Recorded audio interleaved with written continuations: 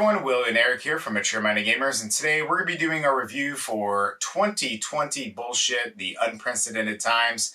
This is a game that is very similar and reminiscent to Cards Against Humanity, would you say? Definitely. So let's take a look at how it works and we'll be right back with our thoughts. Who's that?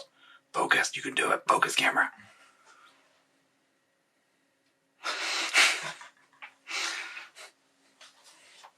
Setup for 2020 Bullshit Unprecedented Times is very simple.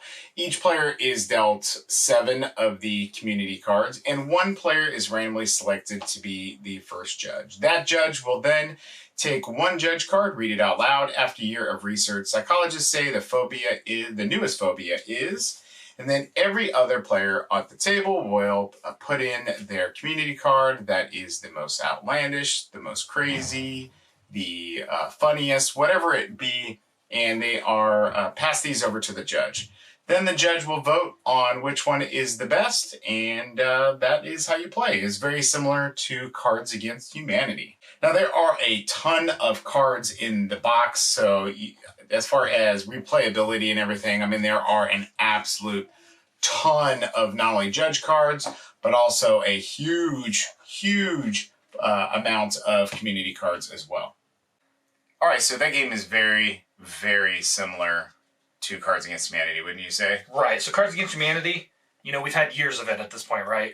I think it was even an icebreaker for a lot of people. At least I know we used it as an icebreaker back in the day. There are a lot of expansions. A lot of crude stuff.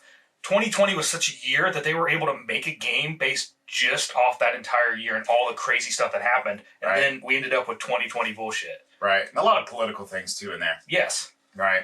So, you know, whether you see, you know, which side of the political parties you're on or whatever, this game kind of like swings at both sides of the fences. I think that there's a lot of interpretation if you don't really know much about politics. I don't really know if you're going to really get that much into this one, to be honest with you.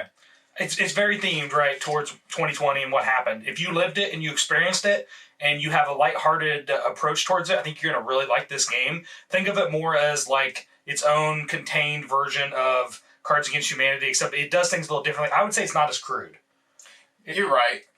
But that also leads me to think that I don't know if I found it as funny.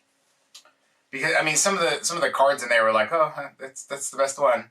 And I wasn't like, oh my God, that was like off the chain. I can't believe that was a card. And I mean, there were some of those, but there wasn't as many of those as I was expecting, to be honest with you. Well, and it's also a different age, right? When Cards Against Humanity came out, there wasn't games that talked about or did the stuff that it did. And now, like, you know, it's 2020. This is covering everything that's related to that. We've already experienced Cards Against Humanity. The stuff isn't going to be as...